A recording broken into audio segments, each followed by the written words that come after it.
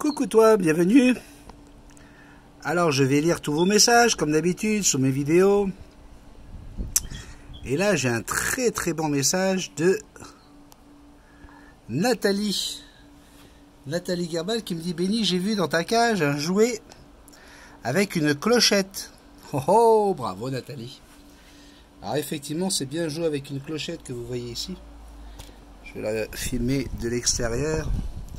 Mais ma petite Nathalie, tu as bien raison de dire qu'il faut faire attention, et c'est pour ça que Multitasman a enlevé la petite clochette qui est à l'intérieur. Vous voyez ici là, j'ai vidé ce qu'il y avait à l'intérieur parce que sinon ça pourrait être très dangereux. En fait, j'avais conseillé à ma sœur de l'enlever parce que les petites choses qui suspendent comme ça, les inséparables auraient très rapidement eu fait de les enlever. Et là, le danger, c'est de les avaler. Et j'ai en ce moment, écoutez-moi bien, j'ai en ce moment une de nos abonnées que je garderai dont le nom secret, dont je garderai le nom secret, parlant un peu français, qui a son perroquet, alors c'est un perroquet bien plus gros que celui-là, qui a avalé un morceau de métal qu'on n'arrive pas à définir. On ne sait pas encore qu'est-ce que c'est, d'où il a trouvé ça, sur quel jouet, n'est-ce pas? Et bien à cause de cela, il s'est complètement déplumé. Et ça fait déjà plusieurs semaines que ce morceau est toujours dans son système. Il ne l'a pas encore digéré, il faut attendre qu'il soit éjecté par voie naturelle. Mais du coup, ça a complètement déréglé son zinc. Et résultat des courses, système immunitaire affaibli, eh bien cet oiseau est complètement déplumé. Il était juste magnifique hein, avant cette expérience. Donc, pour Fluxy, qui se plaignait que je faisais pas de tuto sur les inséparables, ça c'est un tuto pour tous les perroquets, pas seulement les inséparables. Lorsque vous avez des jouets, et d'ailleurs il y a un tuto spécial sur les jouets dans un petit café que j'avais fait, je sais plus quand. Et vous tapez juste jouets sur la barre de recherche avec la loupe et vous trouverez ce tuto où je vous montre plusieurs jouets très dangereux pour vos oiseaux. Donc voilà. Qu'est-ce que je fais? Je me sers de ces bébés pour vous donner quelques leçons, quelques cours hein, sur les choses à faire et à ne pas faire. Et résultat, je remercie Nathalie Gerbal de m'avoir rappelé à cette vidéo qui date d'il y a au moins 2-3 ans. Hein. Mais Nathalie, ça fait un moment qu'elle me suit, ma petite frangine.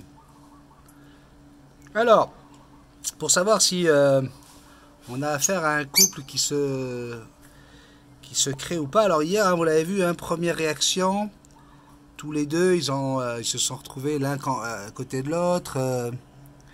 Alors qu'aujourd'hui, ils ont presque jamais été collés. Hein. Depuis ce matin, ils dorment dans leur coin. Je leur ai donné un bain, enfin une douche au push-push.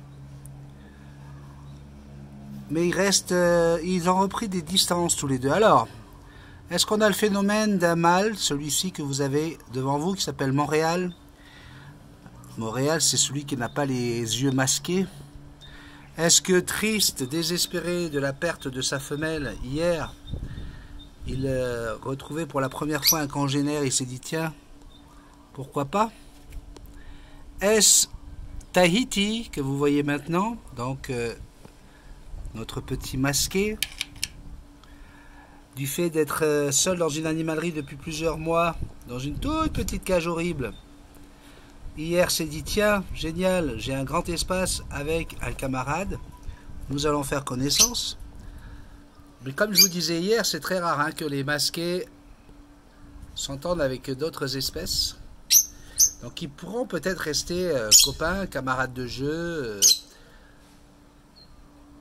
compagnons, colocs, vous appelez ça comme vous voulez. Mais c'est sûr qu'on n'est pas encore dans l'accouplement là. Hein. Résultat, ça veut dire qu'il faut que je surveille, que je fasse attention à leur comportement et que personne ne blesse l'autre. Je vous rappelle que je ne suis pas dans cette... vous voyez un petit peu, hein, il lui rappelle quand même que ça c'est 100 bacs à graines. Donc là, on n'est pas du tout dans l'idée de les apprivoiser comme j'ai fait sur la chaîne avec Jackson et avec d'autres. Vous voyez, regardez, encore une fois. Alors, je suis là pour laisser un mâle que vous avez encore une fois devant vous, qui a perdu sa femelle. Donc, est-ce qu'il y a une vie après la mort pour les inséparables? Parce que des histoires racontent qu'ils se laissent mourir, etc. Vous allez voir que ce n'est pas vrai. Mais il y a une vraie souffrance, ça c'est certain. Hein, sinon, on ne les appellerait pas les lovebirds ou les inséparables. Donc là, aujourd'hui, ce n'est pas d'essayer d'apprivoiser ces oiseaux, c'est de vous montrer un petit peu leur attitude, leur mentalité. Et résultat, je suis là pour observer, hein, ça fait partie de la chaîne, des règles de la chaîne Multitaskman, observation, logique, amour et patience. Donc dans l'observation, là, on voit bien que il n'a pas vraiment envie de partager son auger de graines. Alors, je dois surveiller ça de près, parce que sinon ça pourrait entraîner, malheureusement pour le masquer, hein, pour Tahiti, ça pourrait entraîner une perte de poids, etc. etc. Regardez, c'est défense de son territoire, et pourtant il y a de la place. Hein. Vous voyez, l'autre, dès qu'elle peut, elle va manger, la petite femelle. Elle a eu le temps de picorer, 1, 2, 3, 4, tranquillement, mais hop, il revient à la charge. Résultat, ça veut dire qu'il va peut-être falloir, je sais pas, hein, je vais pas le faire tout de suite parce que je veux voir d'abord l'attitude, je veux observer. Elle arrive quand même à manger, on s'entend que voilà, elle prend le temps de se nourrir. Si jamais c'était pas le cas, la solution serait pas compliquée, c'est de mettre une OG. Hein, on est dans la logique maintenant de Multitaskman. Je mettrai une OG à l'opposé de celle-ci, remplie de graines, pour qu'elle ait le temps au moins de manger quand l'autre est sur son OG. Et puis surtout, ça serait un nouvel élément de la volière, parce que lui il habite dans cette volière depuis 5 mois maintenant, 5-6 mois, donc pour lui c'est il la connaît par cœur. Donc pour elle, il faudrait peut-être que je mette un autre OG, n'est-ce pas, et à ce moment là voir comment ça se passe. Si ça se passe mal, il va peut-être falloir changer tout à l'intérieur, changer toutes les places des jouets, des perchoirs, etc., les retirer de la cage tous les deux et les remettre en même temps pour que chacun redéfinisse sa zone de territoire s'il décide donc de ne pas devenir un couple. Ce qui est certain, c'est que je préfère voir ça qu'un perroquet tout seul dans une grande volière à s'ennuyer. Là au moins il y a des échanges. Selon comment ça va se passer, peut-être que j'irai chercher un autre inséparable masqué ou un autre inséparable, soit un peach face, rosicoli, peu importe.